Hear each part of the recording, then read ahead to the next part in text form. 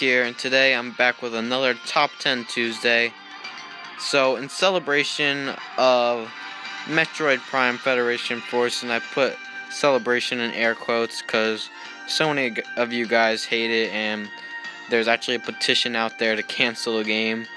But personally, I don't think it's that bad of a game. It still is in development. And so I decided to take a look back at Metroid, and so I decided to make a list of the top 10 Metroid items, or you can call them power-ups, whatever you like to call them. It's the top 10 Metroid items / power-ups. So let's go into it with number 10. At number 10, I have the Morph Ball. The Morph Ball is the first item you get in almost every Metroid game. Sometimes you have the Morph Ball in the beginning, not even as an upgrade, but with you to start out with. But the Morph Ball is used to go into small spaces, and is also used as combat too, to use bombs or power bombs. It can also climb up walls in some games, with the Spider Ball climbing up various walls or any wall, including in Metroid 2 Return of Samus. You can climb up any wall with the Spider Ball. But yeah, it's not that good of a power-up at all, because you just turn into a ball, but it's very iconic and can be used to destroy things with other power-ups. At number 9, I have the Grapple Beam. The Grapple Beam is used in various games of the Metroid franchise. Not every game, but it is in mostly all of the games. The Grapple Beam is used to get across gaps of large spaces, and in some cases it can be actually used in combat, like in Metroid Prime 3. In Metroid Prime 3, you can use it to pull off magnetic objects, including things that are in your way, or even enemies that have shields, including Rundus, which is a very iconic boss and is one of my favorite bosses, where you can pull off his armor by using your Grapple Beam. But anyway, at number 8, we have the Power Bomb. The Power Bomb is not that useful. It is very destructive, but it only can destroy small enemies. It doesn't really destroy big enemies like bosses or anything, but is very powerful to destroy little enemies all over your screen. Very useful. But it's mostly used for opening doors, because I really don't use it that much. And also you have limited numbers of it, unless you get expansions. But still, there's like at most 25 or something like that.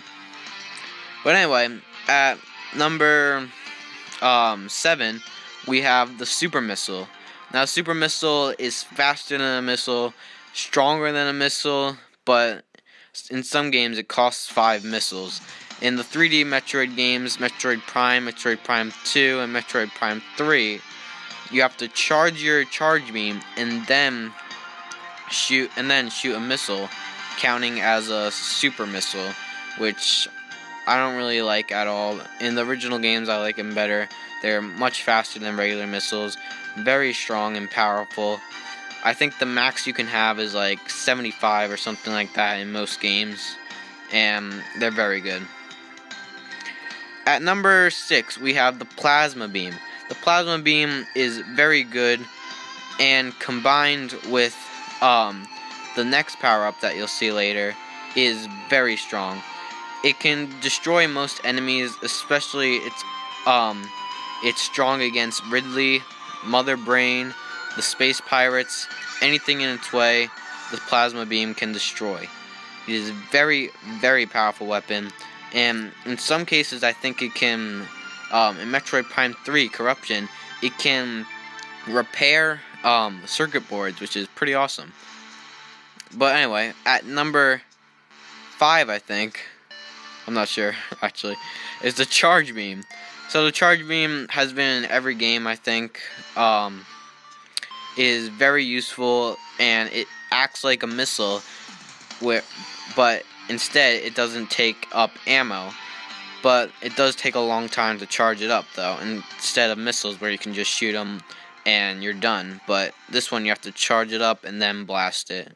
And you can charge it up like very small, or you can charge it up really big.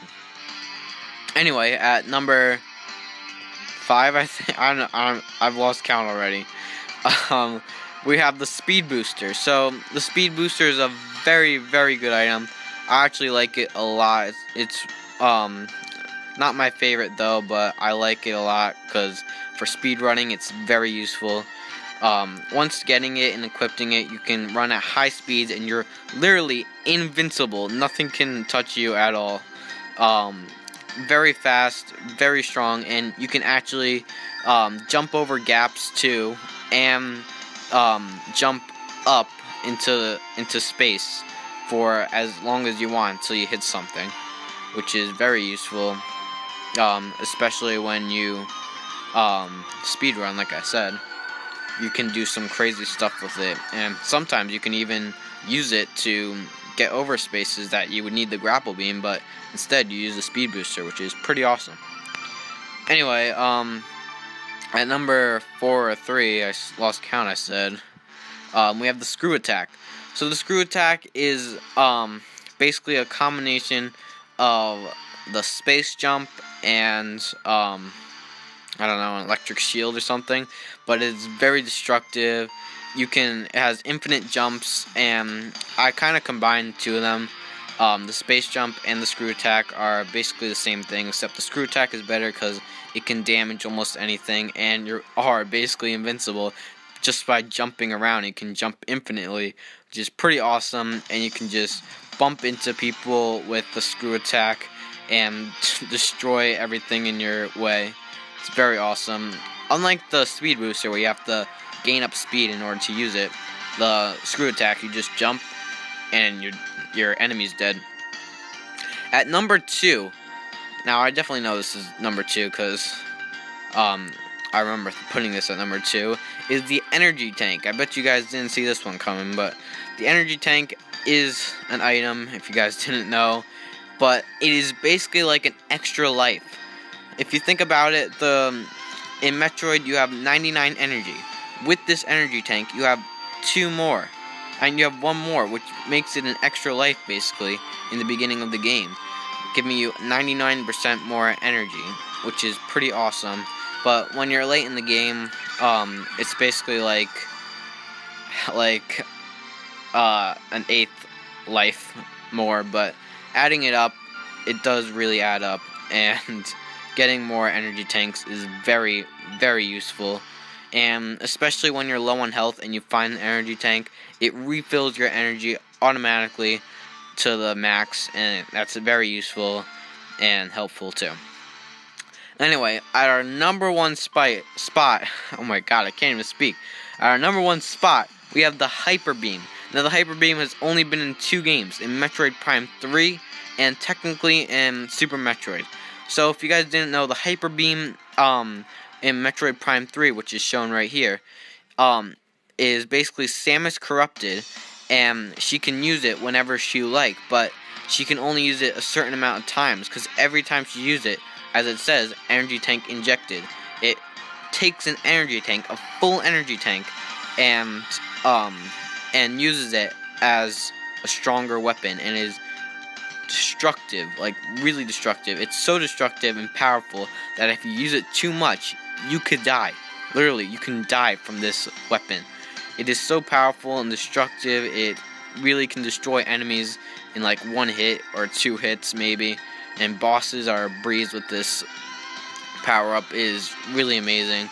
But again, if you use too much of it, you could die, and it wastes a full energy tank, and that's why the energy tank is number 2, because without it, you cannot use this. And then this is it in Super Metroid. In Super Metroid, it is not the same at all. Basically, the baby Metroid just splats its guts all over you and gives it the power of Hyper Beam, and you can just destroy Mother Brain with this. It is very destructive, but this one you can't charge up, so you can't really charge up the Hyper Beam, which is kind of sad that you can't do that in this game, but you can in Metroid Prime 3. but it is very destructive and it doesn't waste an energy tank, and rainbow beans come out everywhere, and you can just do it forever until you escape Planet Zebus. If you saw my finale video of Super Metroid, you would know that. But anyway, that's it for today. So that is my top 10 Metroid power-ups / items. I hope you guys enjoyed, and stay tuned right here on Nintendo Nick for more top 10 videos, where next week I will be doing another top 10, and next week and the next week, because it's summer and I have much more time to do top 10 Tuesdays, because like the last top 10 Tuesday I did was like 3 weeks ago. So stay tuned for that, and make sure to like, comment, subscribe, and thank you all for watching.